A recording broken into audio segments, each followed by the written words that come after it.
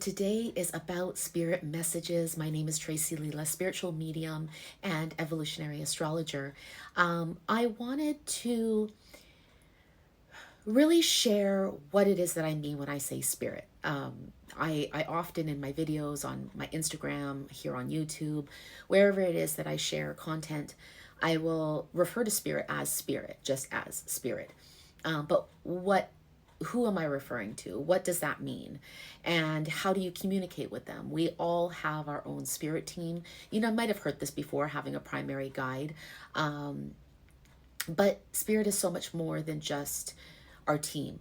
And so what I want to share with you is my understanding from my connection with spirit of who we have with us on a regular basis, who we are able to welcome into our space, and the possibilities of what lies beyond that. I also want to share some ways that you can begin to understand the communication with spirit, as it's not like human form communication.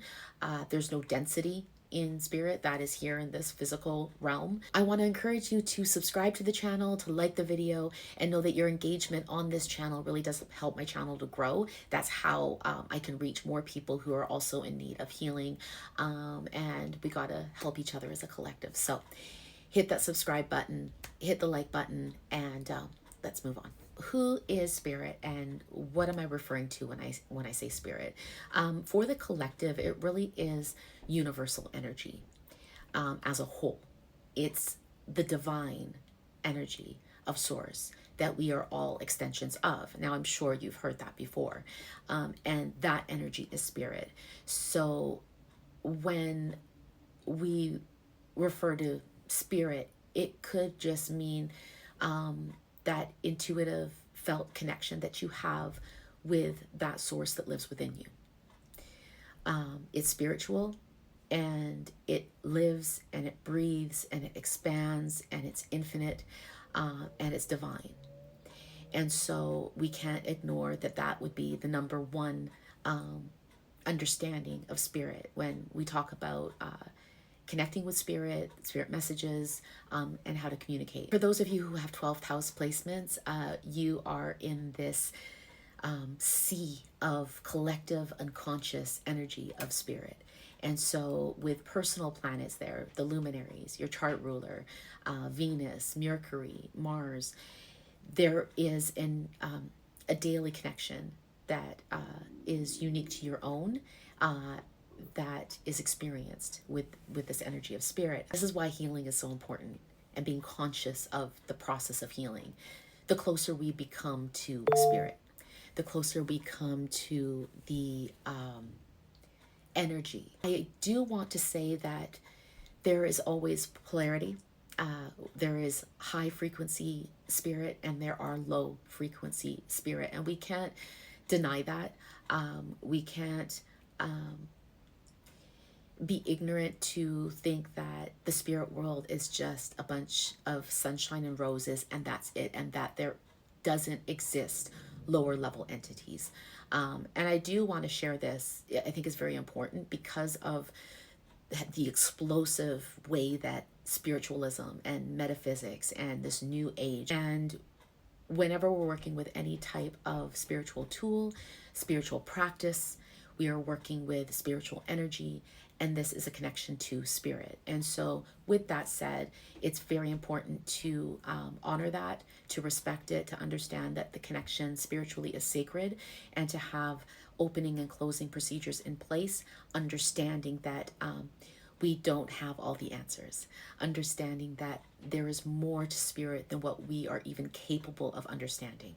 And so with that said, we have to also not be ignorant to the fact that there are also lower level entities of spirit, as well as an incredible abundance of higher vibrational beings in spirit.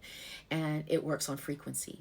And so this is why healing also is very important. The more that you heal, the higher your vibration rises, and then the greater connection you have with high vibrational spirit.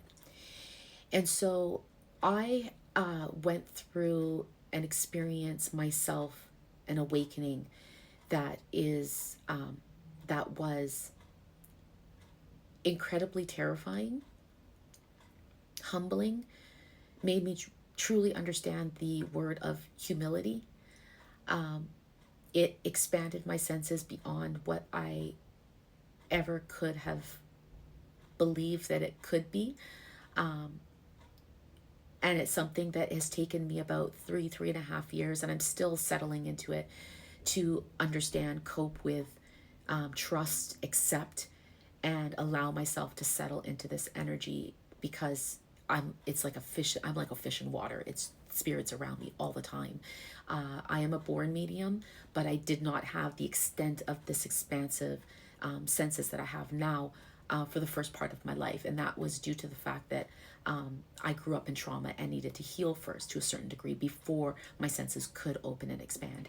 So I have witnessed both the high vibrational beings, and I've also witnessed lower frequencies. I will say that there was a witnessing clairvoyantly of the lower level entities through my awakening.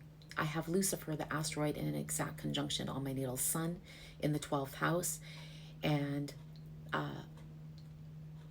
although kind of disturbing when I found that out, when I was going down the rabbit hole of my natal chart, I do also appreciate that it validates my experience through my awakening of witnessing the lower level entities. And it's nothing to be scared of. It's just more reason to heal. It's more reason to be conscious of the subconscious and allow yourself to be in it so you can move forward. This is conscious healing. And through that, we raise our vibration.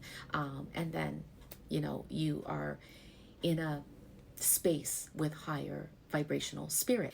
So spirit can be referenced to many beings. And I have a list that I'm going to run through for you. This is not limited by any means, because as I said, we don't have the capacity to understand the full expansiveness of the world outside of our physical reality.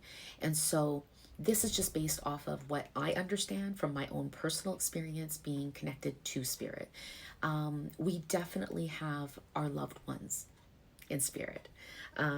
They are, I want to say, alive and well, just in a different frequency, in a different plane of existence. And so it really isn't a death. It's like a transition back home. And you will hear that from NDE stories, if you heard any NDE stories. And this is from my experience as an evidential medium. Your loved ones are closer to you than you even realize.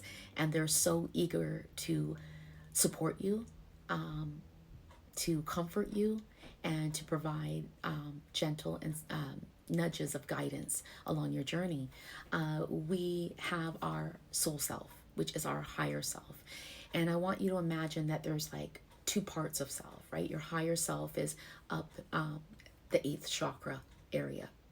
And then you have your lower self, which is your physical being here in this experience, connected to the ego. And we need the ego for processing information, for being logical and practical, to be able to move forward in this physical world, in this dense physical world. You need to have an ego mind that can process what's going on here. But we also have our soul self, and that is connected to our intuition. And it can be easily overlooked, tossed to the side, because it is gentle and it's soft and it's nudging. And the ego can be so loud that it's hard to trust or even hear your soul's voice. The more that we heal, the closer we connect to our soul self. We have our primary spirit guide.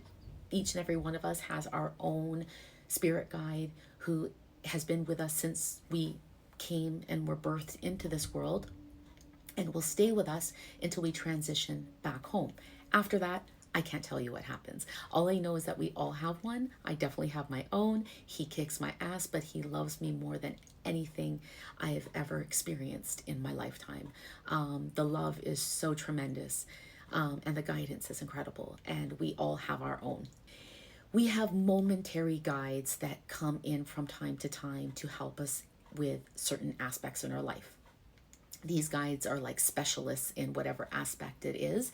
They will come in temporarily and then they will be gone. They work with multiple souls in their lived experience here in the physical world. We also have our loved ones who come in as guides and who may not be with us all the time because there's other souls that they are guiding as well. And so you may feel like your grandmother or your mother or your father or your brother or your sister or your auntie come in from time to time. And then all of a sudden you kind of don't feel them anymore, and then they'll come in again. They often come in dreams. And so please know that they often come for supporting you with unconditional love, which we all need, and some comfort and compassion in moments that we really need it. We have the archangels. They are readily available to work with us, and they can work simultaneously with all souls at the same time. They are highly, highly evolved beings, and they have the ability to be there in guidance for you when you ask for it.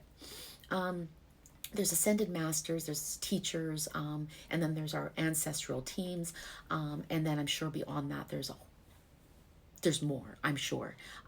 Again, I don't like to be ignorant to think that, to limit our understanding, because we don't have the capacity to know it all, but there's so much more. When I say spirit, I could be referencing any one of these. I could be referencing the universal spirit of source energy, your loved ones in spirit, your primary guide, temporary guides who want to come in, maybe the archangels. And the thing with the guides and communicating with spirit is there's something called free will. And when we are blinded to our own shit, and we're not willing to heal, we block this connection. When we are willing to say, I got to do this, I'm going to face it, I'm going to have the courage to face it, we begin to heal, we begin to awaken, we begin to create a new perspective, a new paradigm shift. We start to release old patterns that are no longer working. We start to feel a little bit free. We close that gap and we become closer to the guidance from spirit. But you have to ask for it. There is something called free will. And spirit will never interfere with your life path. Spirit will never be intrusive. Spirit will always be warm, loving, gentle, soft, and nudging. And so you have to ask for them to come in. And then beyond asking, there's a time frame loop that we have to be aware of. The concept of time is for here in this physical world. It is not within the spirit world. And so when the time that you ask, you have the free will to ask, you ask for guidance, you're not going to get the answer right away. You might, but most likely you won't. So it's like a set it and forget it. Once you put it out there, it's out there. You don't have to keep replaying that want and that prayer and that asking for help over and over and over again. That creates resistance. You ask it, you set it, you forget it, and trust and believe, and just become more conscious, become more aware, because the signs and the communication with spirit is, it's subtle. It will come in many different ways of communicating, in the sense of like having an idea just all of a sudden pop into your head and making sense of it, of whatever it is that you're asking for help on.